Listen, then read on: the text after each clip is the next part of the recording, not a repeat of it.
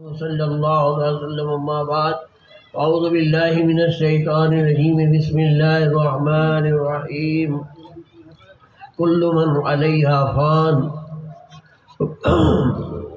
صدق اللہ العلی العظیم بسم اللہ الرحمن الرحیم ان اللہ وملائکتہ یصلون علی النبی یا ایھا الذین آمنوا صلوا علیہ وسلموا تسلیما اللهم صل علی سیدنا محمد وعلى آل سيدنا مولانا محمد وسلم صلاة وسلام عليك يا رسول الله صلاة وسلام عليك يا حبيب الله. معزز و احترام علماء کرام، سادات کرام، بزرگوں، دوستوں، عزت ماں بہنیں، عزیز بچوں، السلام علیکم ورحمۃ اللہ وبرکاتہ.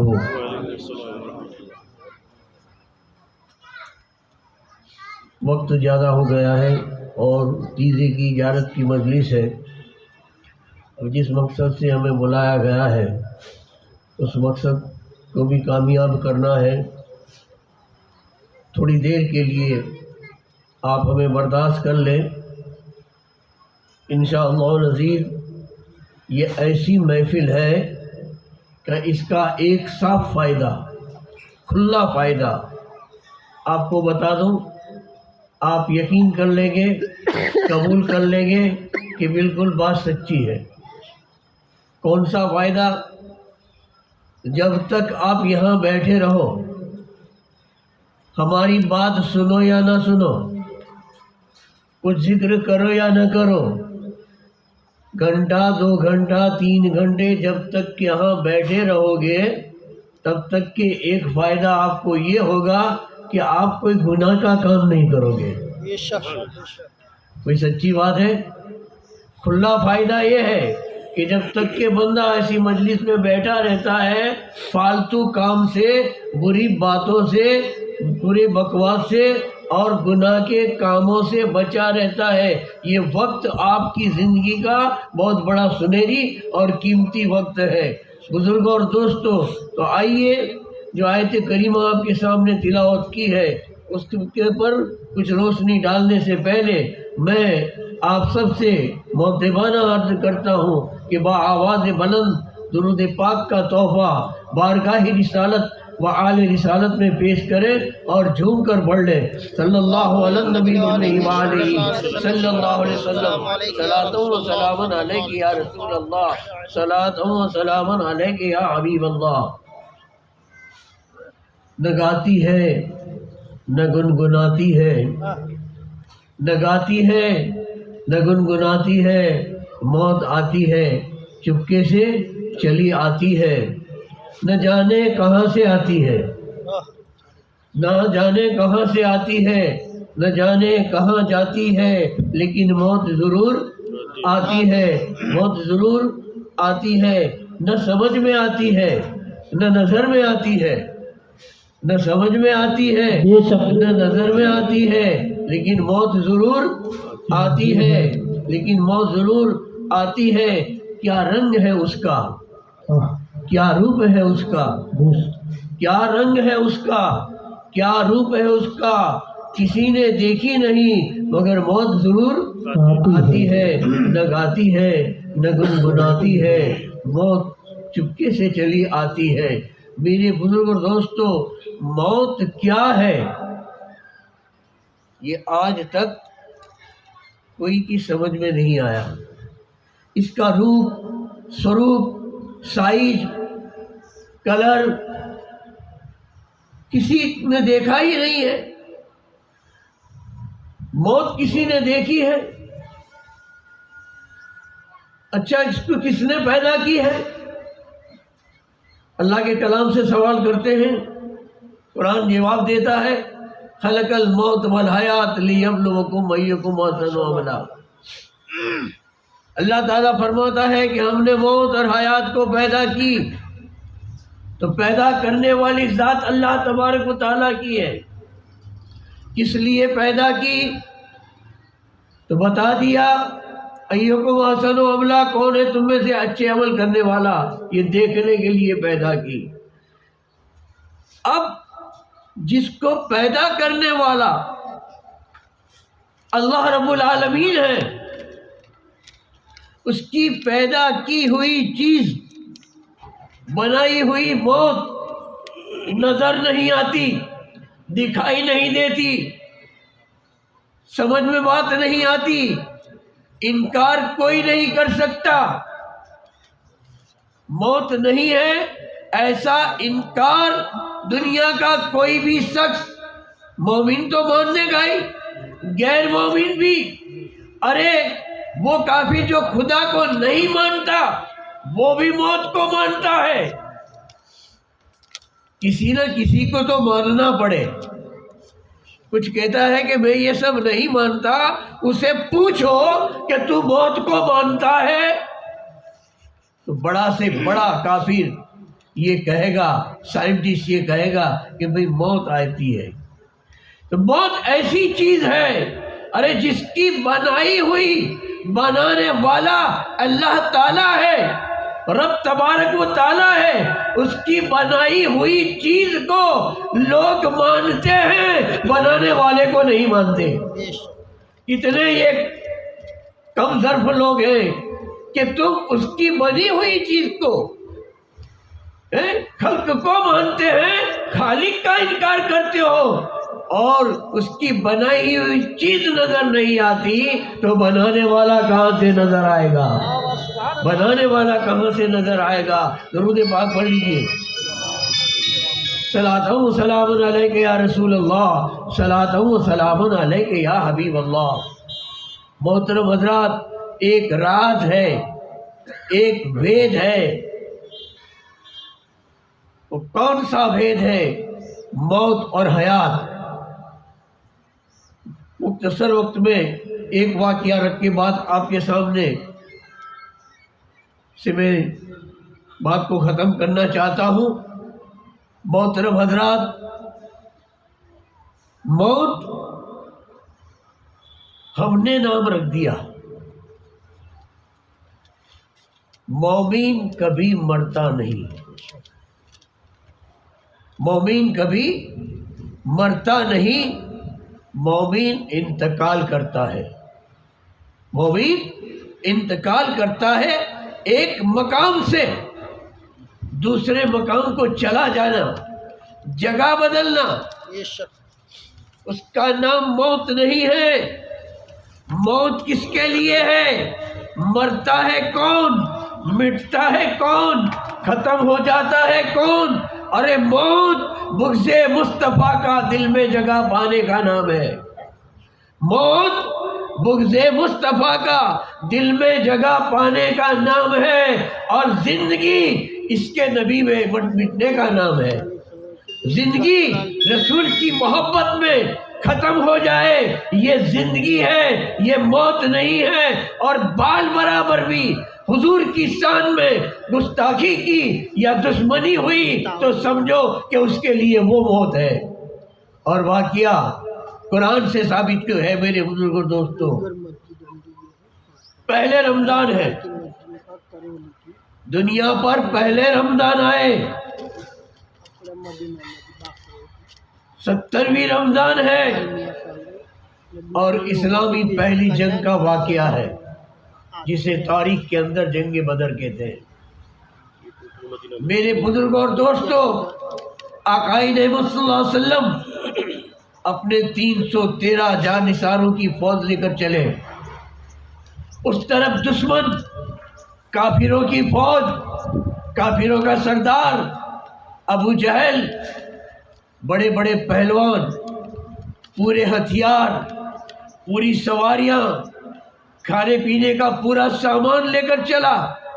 ادھر مصطفیٰ جان رحمت 313 عاشق رسول، اللہ کے سچے بندے، دنیا کے پہلے مومن، ایمان والوں کی جماعت لے کر چلے، جو کمزور ہے، لاغر ہیں، بھوکے پیاسے ہیں، پھٹے پرانے کپڑے والے ہیں، پورے ہتھیار نہیں، پوری سواریاں نہیں، اور 1000 کے لشکر کے سامنے جب یہ فوج چلی تو میرے بزرگ اور دوستوں، اللہ کے حبیب ہمارے آقا صلی اللہ علیہ وسلم کو تھوڑی سی فکر ہوئی، کہ اتنی بڑی پہلوانوں کی فوج کے سامنے، یہ تو تعداد میں بھی ہم سے 3 گنا زیادہ ہے، یہ 1000 ہے، میرے پاس تو 313 ہے، ان کے پاس تو کتنے سب ہتھیار ہیں، ان کے پاس کتنی سب سواریاں ہیں، میرے پاس ہے تو بھوکے پیاسے ہیں، کھانے کا پورا بندوبست انتظام بھی نہیں ہے، کیسے مقابلہ ہوگا؟ تھوڑی سی فکر جب رسول ہاشمی صلی اللہ علیہ وسلم کو ہوئی، اللہ تبارک و تعالیٰ نے خوشخبری سنائی، کیا کہا؟ اے محبوب آپ فکر چھوڑ دو، تمہارے سامنے جو آئے ہیں وہ سب مردہ آئے ہیں۔ کیا فرماتا ہے رب تعالیٰ؟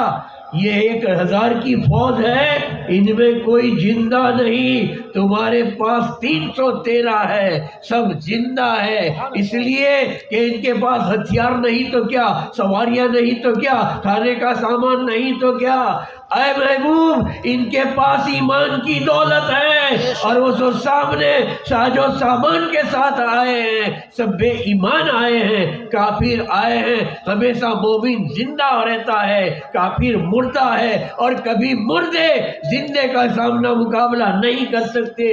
تاریخ کہہ رہی ہے آج بھی میرے بزرگ اور دوستوں، وہ 313 نے فتح کا پرچم لہرا دیا تھا، وہ 313 بھوکے پیاسوں کی فتح ہوئی تھی، اور 1000 کا لشکر کو ختم کر دیا۔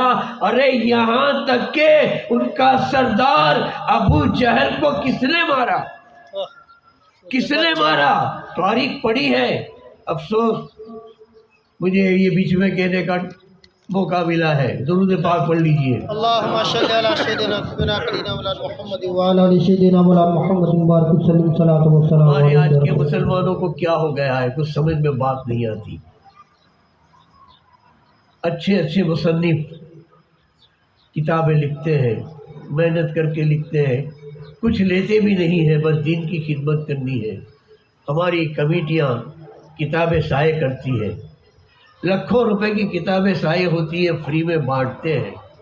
میں نے دیکھا ہے کہ 100 میں 10 آدمی بھی اس کتاب کو کھول کو پڑھتے نہیں ہیں، اور پھر الجھ جاتے ادھر ادھر مسئلے کے اندر، مولویوں کے پیچھے پڑ جاتے ہیں، اماموں کے پیچھے پڑ جاتے ہیں، پیر صاحب کے پیچھے پڑ جاتے ہیں۔ ارے بھائی تو پہلے علم حاصل کر، پھر عالم کے پیچھے، مولوی کے پیچھے، پیر کے پیچھے لگا رکھیے، تیرے پاس تو کچھ ہے نہیں۔ ہم نے علم حاصل کرنا چھوڑ دیا،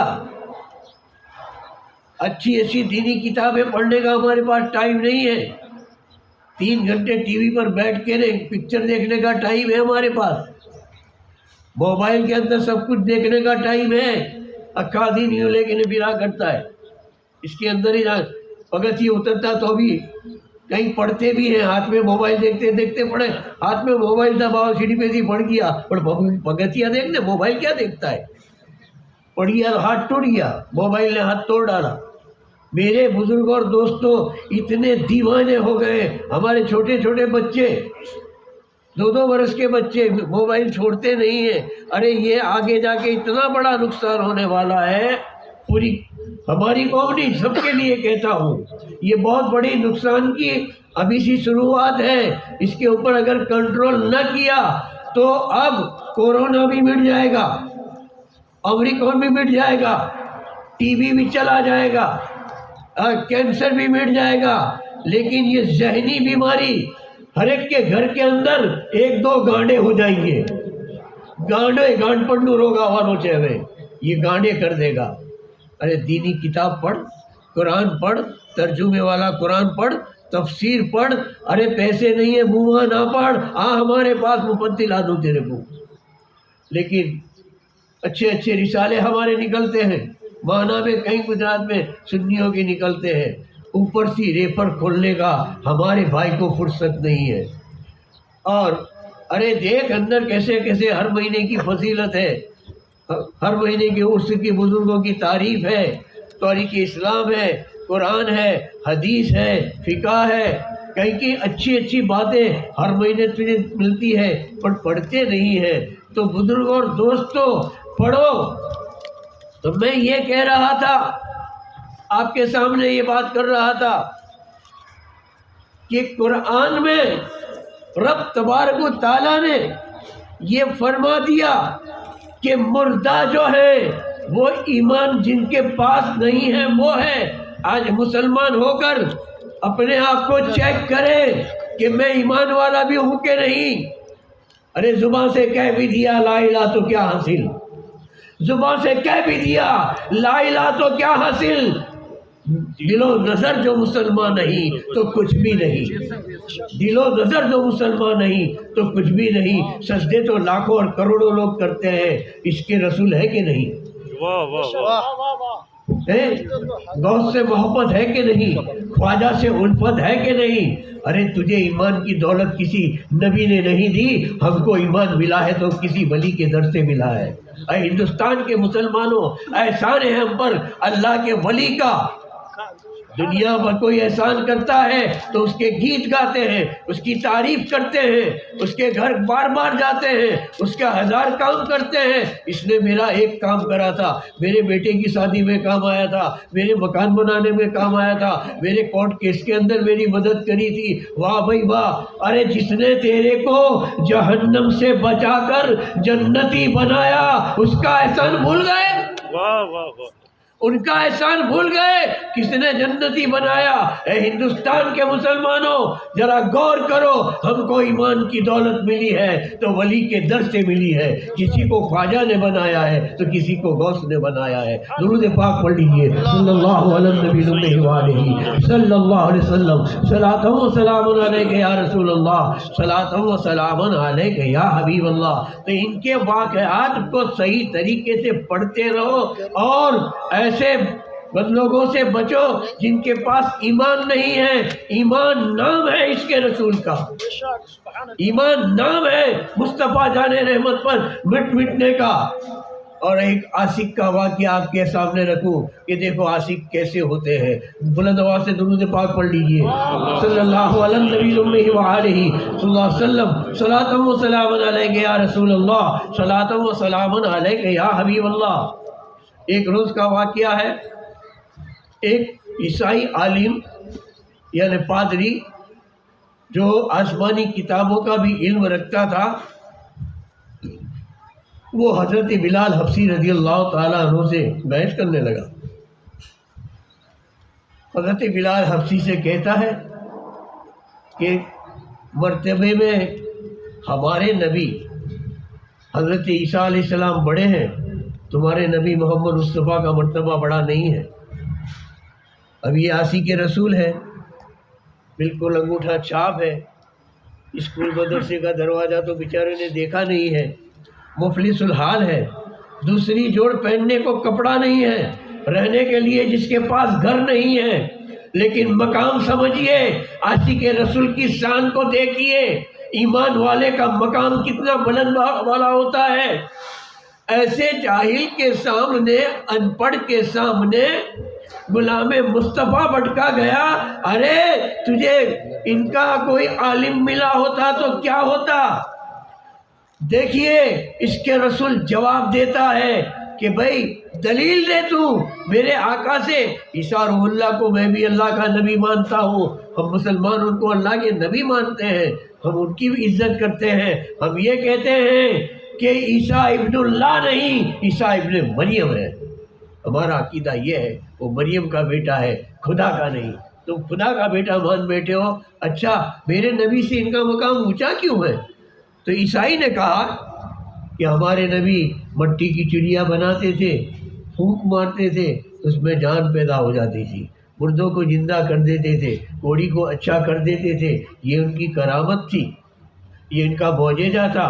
تمہارے نبی نے ایسا معجزہ بتایا ہے، اس لیے میرے نبی کا مرتبہ بڑا ہے تیرے نبی سے.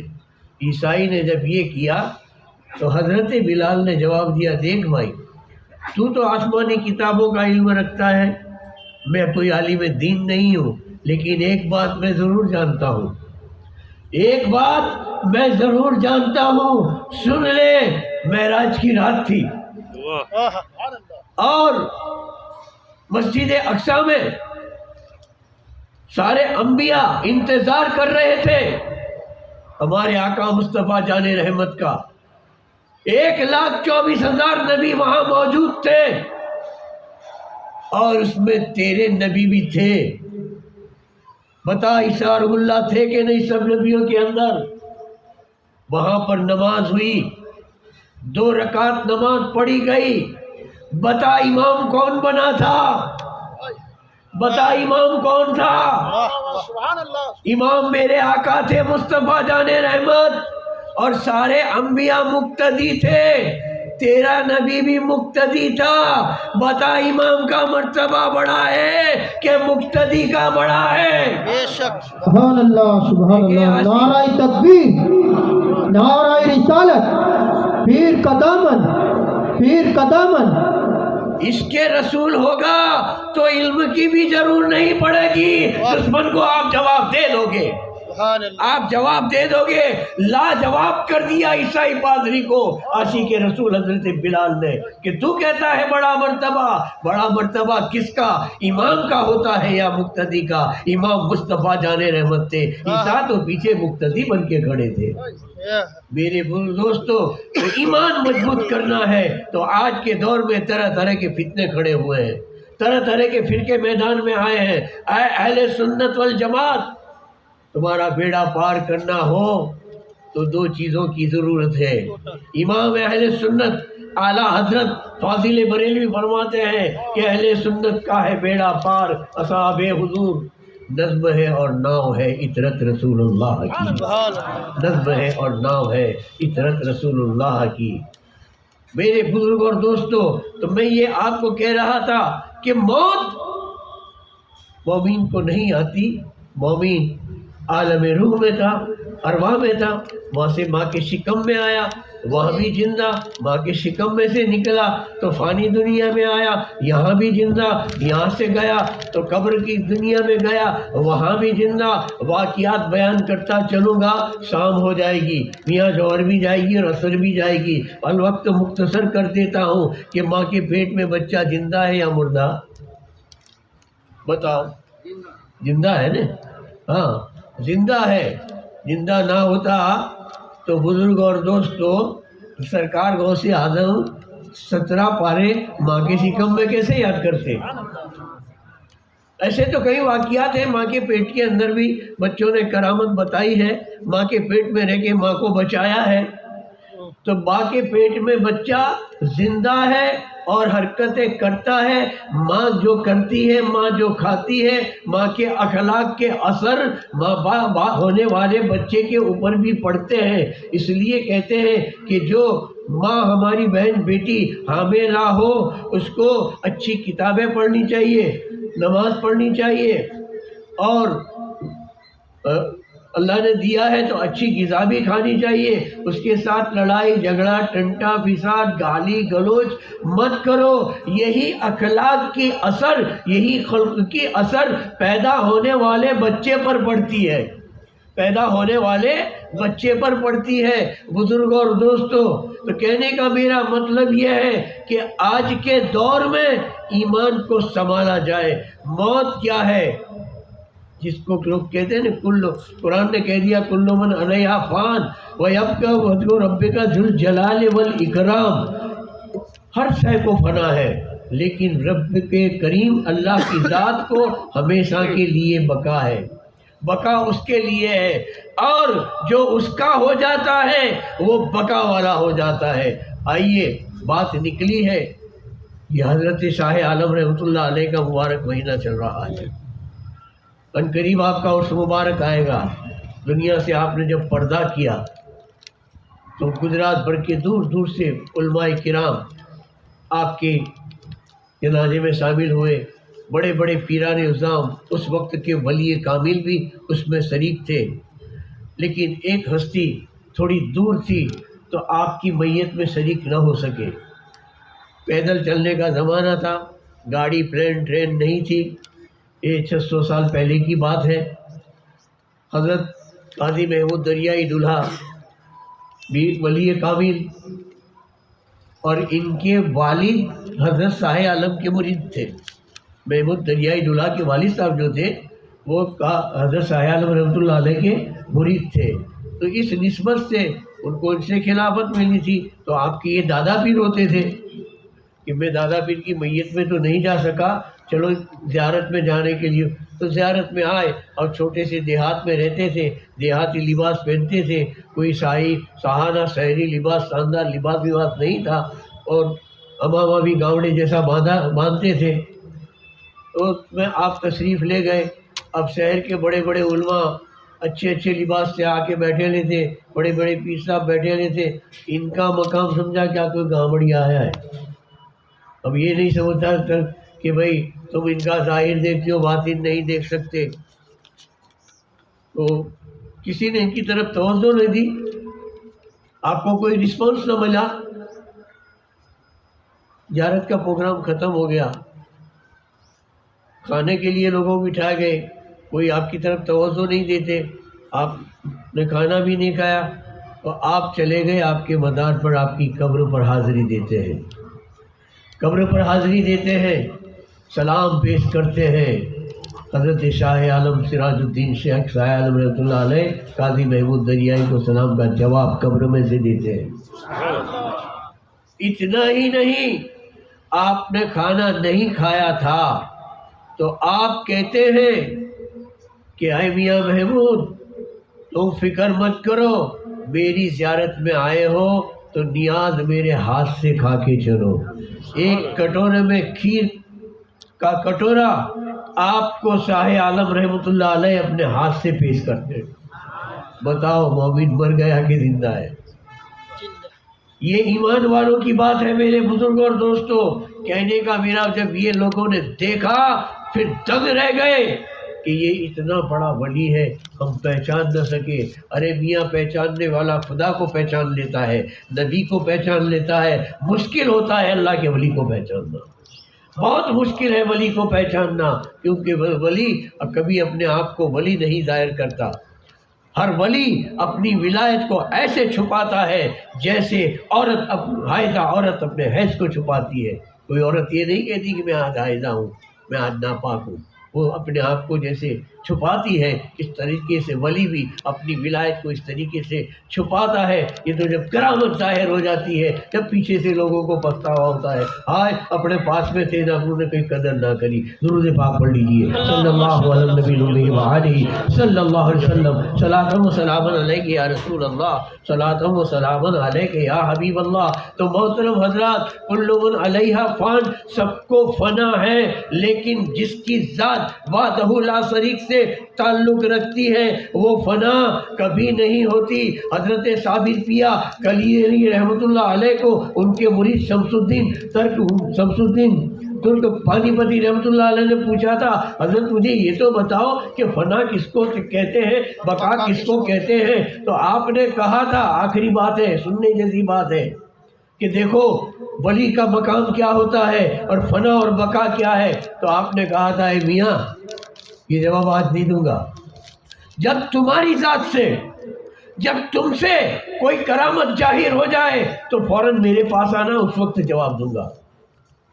ارے واہ، شمس الدین ترک پانی پتی رحمۃ اللہ، کہ اب میرے انتظار کرنا کہ میرے سے کرامت کب ظاہر ہوگی؟ علاؤ الدین خلجی کے لشکر میں آپ سپہ سالار تھے۔ علاؤ الدین خلجی نے چڑھائی کی چتوڑ پر، ناکامیاب ہوا، دوسری دفعہ چڑھائی کری، ناکامیاب ہوا، رات کو رو رو کے دعائیں مانگی کہ مجھے کب کامیابی ملے گی؟ تو اللہ تعالیٰ نے کیا، ایک کام کر، دیکھ کل ایک آندھی آئے گی، ایک طوفان آئے گا، سارے تمبو تیرے ڈیرے سارے اڑ جائیں گے، خیمے، ایک خیمہ سلامت رہے گا، اس میں چراغ جلتا رہے گا، ایک شخص اس میں قرآن کی تلاوت کرتا ہوگا، اس کے پاس چلے دینا اور کہنا کہ میری فتح کی دعا کرو۔ دوسرے دن شام کو آندھی آئی، بارش آیا، طوفان آیا، سارے چراغ بجھ گئے، سارے کے سارے تمبو ہوا میں اڑ گئے، اتنی آندھی چلی، ایک تمبو سلامت ہے، چراغ سلامت ہے، اس میں اللہ کا ایک بندہ قرآن کی تلاوت کر رہا ہے۔ بادشاہ گیا، بات سچی ہے، اوہ یہ تو میرے سپہ سالار ہے، یہ تو شمس الدین بابا ہے۔ جا کے نے قدم پکڑ لیے، حضرت آپ میرے لیے دعا کرو، مجھے فتح ملے، چتوڑ پر مجھے فتح ملے۔